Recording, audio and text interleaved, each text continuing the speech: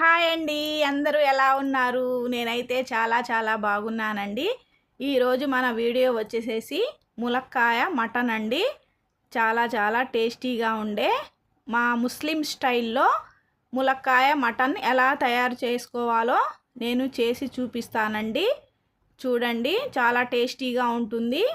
ముందుగా మనకు కావాల్సిన పదార్థాలు అయితే చూసేద్దాము. ఒక అర కేజీ మటన్ తీసుకున్నానండి. ములక్కాయలండి, 2 టమాటాలు పేస్ట్ చేసి పెట్టుకున్నానండి. మసాలా, కొద్దిగా కొత్తిమీర అండి, ఒక ఉల్లిపాయ, 2 పచ్చిమిరపకాయలండి. ముందుగా మనమైతే మసాలాని ప్రిపేర్ చేసేసుకుందాము. కొద్దిగా కొబ్బరి, ధనియాలు, లవంగా చెక్క అండి, కొద్దిగా అల్లం వెల్లుల్లి పేస్టు, ఒక ఉల్లిపాయ కోసుకొని వేసుకుందామండి. చూడండి, ఈ విధంగా మిక్సీ పట్టేసుకొని పక్కన పెట్టేసుకుందాము మసాలాని. తర్వాత 2 టమాటాలని తీసుకొని పేస్ట్ చేసేసి పక్కన పెట్టేసుకుందాము. తర్వాత స్టవ్ వెలిగించేసి కుక్కర్ పెట్టేసుకొని మటన్ అయితే 2-3 విజిల్స్ వచ్చేంత వరకు ఉడికించుకుందామండి. ఈ మటన్ అయితే లేతగా లేదండి, కొద్ది ముదురుగా ఉంది. అందుకని నేను కుక్కర్లో వేసానండి. కొద్దిగా ఉప్పు, పసుపు వేసాను. వేసిన తర్వాత 2-3 విజిల్స్ వచ్చేంత వరకు ఉడికించుకున్నానండి. మనమైతే ఇప్పుడు స్టవ్ వెలిగించేసేసుకొని ప్యాన్ పెట్టేసుకుందాము. చూడండి, చాలా టేస్టీగా ఉండే ములక్కాయ మటన్ చేసి చూపిస్తానండి. ఆయిల్ అయితే పోసేసుకుందాము. ఈ కూరకి కొద్దిగా ఆయిల్ ఎక్కువగానే పడుతుందండి.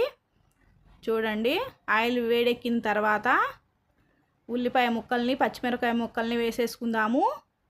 వేసుకొని దోరగా వేయించుకున్న తర్వాత మనము మసాలాని ప్రిపేర్ చేసుకుందాం కదండి, అది వేసేసి పచ్చి వాసన పోయేంత వరకు చక్కగా ఫ్రై చేసేసుకుందాము.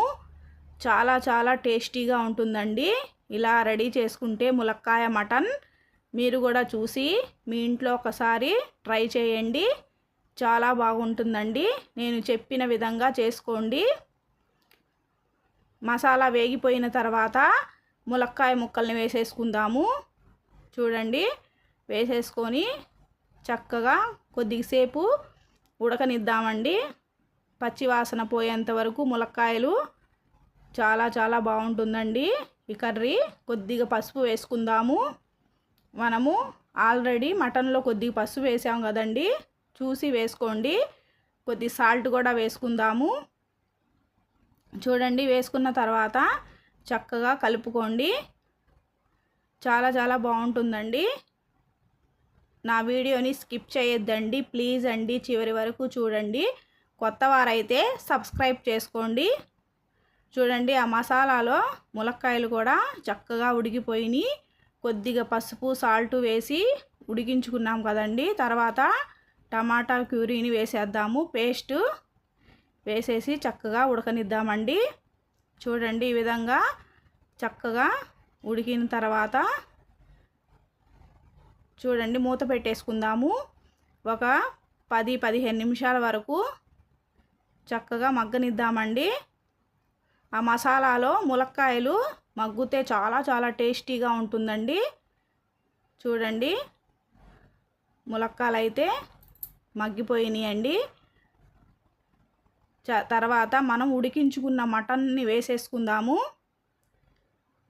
చూడండి, కొద్దిసేపు అలాగే ఉడకనిద్దామండి.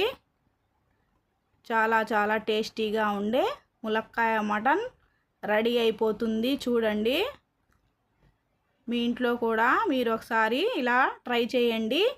ఎలా వచ్చిందో నాకు కామెంట్ చేయండి ప్లీజ్ అండి. మూత పెట్టేసుకొని ఒక 10 నిమిషాలు ఉడకనిద్దామండి. తర్వాత మనకు కావాల్సినంత కారం వేసుకుందాము. నేనైతే 1.5 స్పూన్ వేసానండి కారము. ఎక్కువగా తినేవాళ్ళైతే 2-3 స్పూన్లు వేసుకోవచ్చు. నేనైతే 1.5 స్పూన్ వేసానండి. చాలా టేస్టీగా ఉండే మన ములక్కాయ మటన్ రెడీ అయిపోతుంది. చూడండి, నేను చెప్పిన విధంగా ఒకసారి మీ ఇంట్లో కూడా ట్రై చేయండి. చాలా బాగుంటుందండి ఈ కర్రీ. చూడండి, ఆయిల్ పైకి వచ్చేంత వరకు చక్కగా ఉడికించుకుందామండి.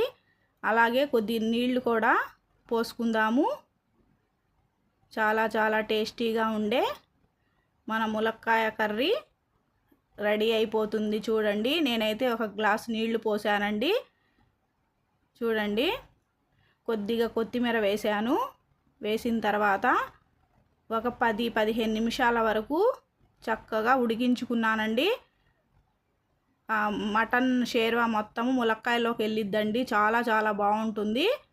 చూడండి, చక్కగా ఉడికిపోతుంది. ములక్కాయలు కూడా ఎక్కువగా మెత్తగా ఉండేటట్టు చూడకండి, గుజ్జు గుజ్జు అయిపోతాయండి ములక్కాయలు. అందుకని చక్కగా ఇలాగా ములక్కాయలాగా ఉండేటట్టుగా ఉడికించుకోండి. చాలా చాలా టేస్టీగా ఉంటుందండి ములక్కాయ మటన్. మన ములక్కాయ మటన్ అయితే రెడీ అయిపోయింది. కొద్దిగా కొత్తిమీర వేసుకొని ఒక 5 నిమిషాల వరకు అలాగే మూత పెట్టేసి ఉంచేద్దామండి. చూడండి, ఆయిల్ కూడా పైకి వచ్చేసింది.